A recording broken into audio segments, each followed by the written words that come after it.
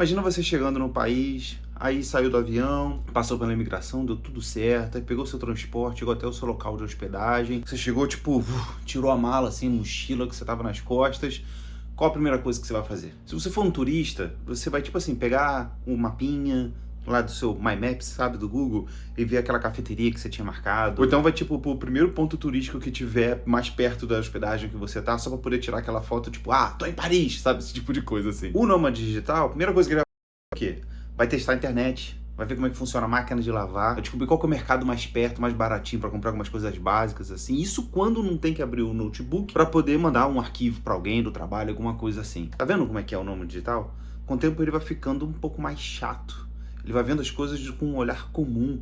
Ele chega num novo país, assim, num outro continente, como um trabalhador pega um ônibus, sabe? Assim, tipo, a coisa mais normal do mundo. Calma.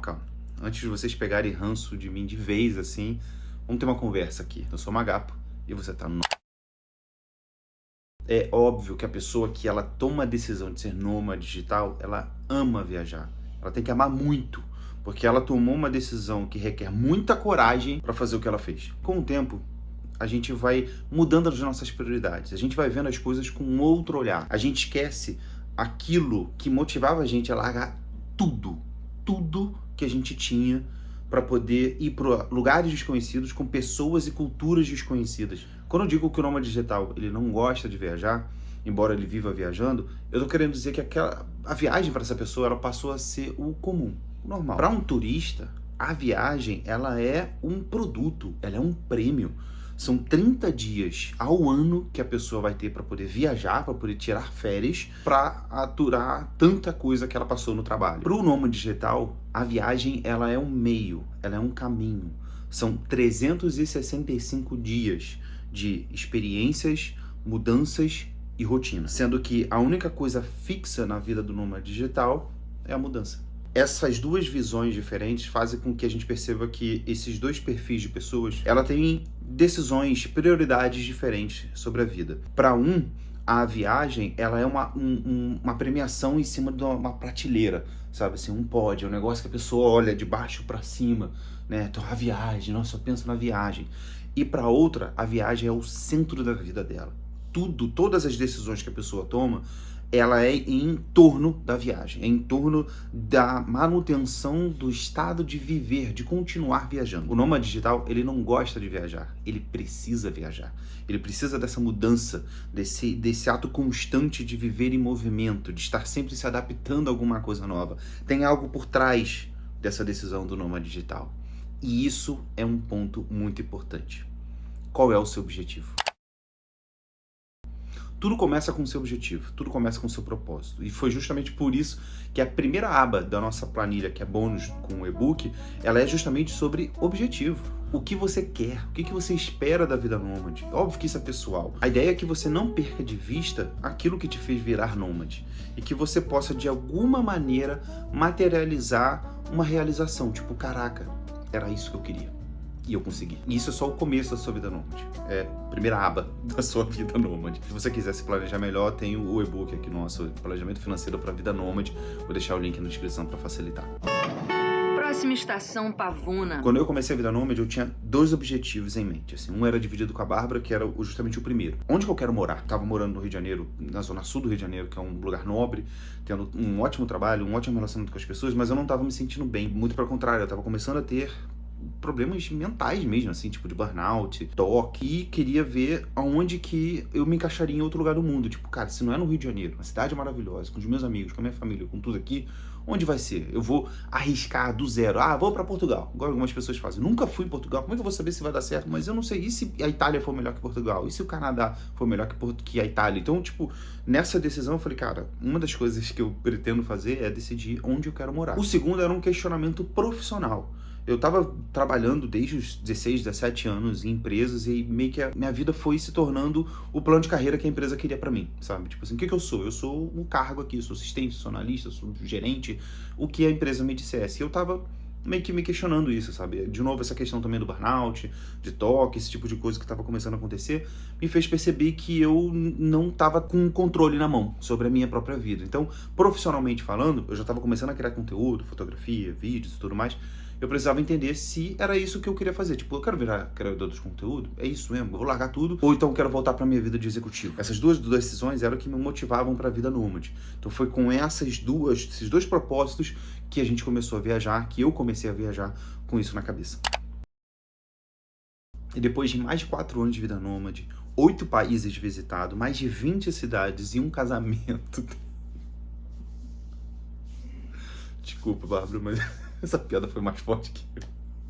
Depois disso tudo eu entendi o que eu queria, sabe? Se eu conseguir realizar aqueles objetivos que eu tinha quando eu comecei a viajar. Não, após pegar uma água. E eu entendi, beleza, eu já sei onde eu quero morar, eu sei o que eu quero fazer profissionalmente. E agora eu começo a ver sobre oportunidades de experiências de viagem que eu gostaria de fazer.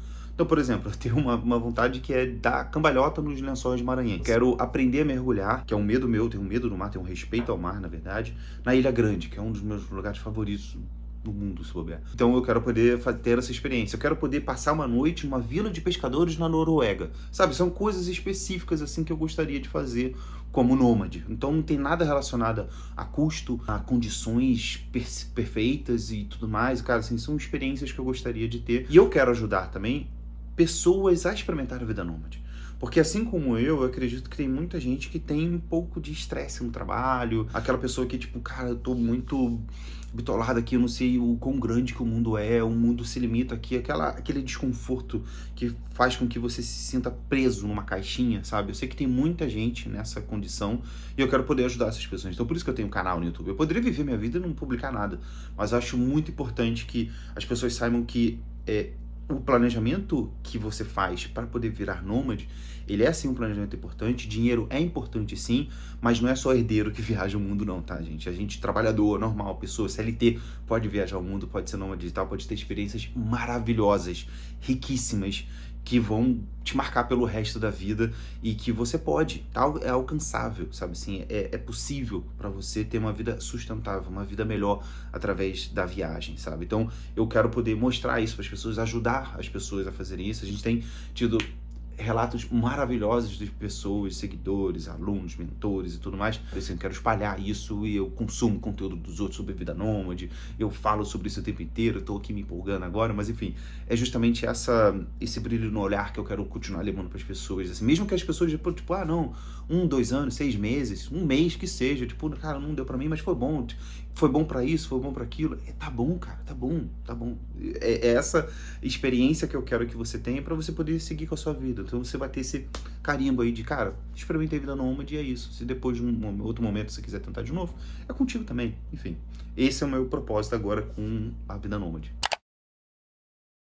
E foi interessante porque, assim, tudo aquilo que me levou para virar nômade, com o tempo os problemas começaram a voltar. Eu comecei a ter uma espécie de burnout de viagem. Eu sei que isso é muito white people problem, mas é verdade. Eu comecei a cansar, a ficar meio cansado, estressado, chato, mal-humorado de ficar fazendo e desfazendo mala, embarcando e desembarcando, sabe assim, tava começando a ficar um pouco cansativo demais pra mim e eu tava perdendo o foco de algumas coisas. Às vezes eu perdia dias, trocando de continente, sabe, tipo, perdi um dia inteiro, só no avião, parado assim, cara. Então, ao longo dos anos, você vai perdendo bastante dias por conta dessas coisas, sabe? E aí você começa a ficar assim meio cansado mesmo, assim, essa é o sentimento que eu tinha, assim. E eu não tava mais curtindo tanto. E aquela inocência, aquele brilho no olhar sobre a viagem, sobre o que é viajar, ele foi ficando para trás. Mas ele foi ficando para trás por uma decisão inconsciente, mas uma decisão. Era o meu ponto de vista, era o que, como é que o pessoal dos coaches falam? Mindset, era o seu mindset, o meu mindset estava mudando. Exercite o seu olhar inocente sobre as coisas. Se esse seu destino que você está agora fosse o seu primeiro destino, digamos, internacional na sua vida, você não ia estar olhando com o mesmo olhar que você está olhando agora. Você ia reparar em muito mais coisas, você ia reparar o jeito que as pessoas andam, que você ia achar engraçado as pessoas estarem falando um idioma diferente. Você ia perceber que a cidade, ela tem um cheiro diferente da sua, de onde você vem. Você, quando fosse comer uma comida local, típica, que você nunca viu na vida, você ia tentar identificar de algum jeito todos os temperos, todos os sabores, todos os aromas que estão ali naquele prato, sabe? Tipo, cara, isso aqui eu nunca ouvi, nossa, isso aqui me lembrou não sei o quê. Você ia curtir muito mais aquele momento se esse fosse o seu primeiro destino internacional da sua vida, sabe? Então, assim, aproveite essa oportunidade que você tá tendo agora de poder viajar. Isso é de um privilégio. Assim, não tem como a gente encarar isso de uma outra maneira que não seja realmente um privilégio. Eu sei que não necessariamente você veio de uma família rica e você de repente está encarando o privilégio como sendo uma coisa muito longe, mas a gente vem de um país subdesenvolvido, cara, assim, terceiro mundo, onde a maior parte da população muito provavelmente não ganha o que você ganha e muito menos tem a oportunidade de fazer o que você está fazendo. Então, assim, aproveite, sabe assim, saboreie as oportunidades que você está tendo por você, por aquele motivo que lá atrás te levou a querer viajar. Realmente é importante que a gente queira mudar o nosso olhar, sabe assim, a gente meio que resgatar o brilho, resgatar a simplicidade e curtir quando você chegar num lugar novo, um olhar diferente. Você não precisa ser um turista que é meio que artificial, sabe assim, tipo, nossa, só fez coisas que todo turista faz, entendeu? Às vezes é divertido, cara, às vezes é legal, mas você, como você vai ficar mais tempo ali na cidade, você vai ter tanto a visão do turista de ir nos lugares que todo mundo vai, quanto a visão de um local, sabe? Que tipo, cara, tá, esse restaurante que você foi é bom, a gente vê que os turistas gostam de ir lá, mas tem um outro que é legal também, então você vai ter uma experiência diferente. Então você não vai diminuir, obviamente, um turista ou qualquer outra pessoa, assim. É só não deixar de ser. Tá bom? Então agora eu quero também que você pegue o seu passaporte, abra ele assim pra poder dar um beijo. Até o próximo vídeo.